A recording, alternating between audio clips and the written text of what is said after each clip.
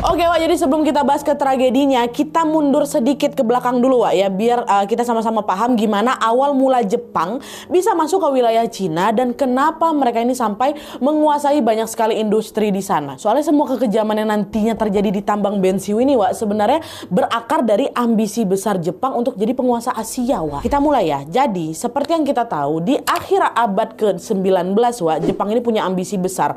Dia ini pengen jadi pemimpin di Asia. Mereka mulai membangun lah itu kan kawasan-kawasan industri dan juga pangkalan militer yang sangat kuat di negaranya. Dan untuk nunjukin kekuatannya ke dunia luar Wak, Jepang ini memperluas lagi pengaruh politiknya, pengaruh ekonominya ke negara-negara lain di Asia. Nah, negara pertama yang jadi incaran mereka adalah Korea Wak, karena letak Korea ini sangat strategis, kaya sumber daya alam, punya pelabuhan penting dan juga menjadi pintu masuk ke daratan Asia bagian timur. Tapi di tahun 1890-an Wak, Korea yang pada saat itu masih dikenal sebagai kerajaan Joseon berada di bawah pengaruh dinasti Qing dari Cina. Jadi pas Jepang ini mulai masuk, dinasti Qing ini nggak mau ngelepasin Korea gitu aja sama Jepang Wak. Dan akhirnya di situ pecahlah perang besar antara Jepang dan Cina pada tahun 1894 sampai 1895. Dan hasilnya Jepang menang telak Wak. Nah, dari sinilah Jepang pun mulai membangun kekuatan besar di Asia. Udah masuk dia nih kan. Nah, setelah menang, Jepang memperluas lagi pengaruhnya ke wilayah Manchuria namanya, yang terletak di utara Korea. Kawasan yang nantinya bakal menjadi lokasi tambang bensiu nih Wak. Tapi waktu Jepang ini masuk ke sana, sebagian wilayah Manchuria ini ternyata sudah dikuasai sama Rusia,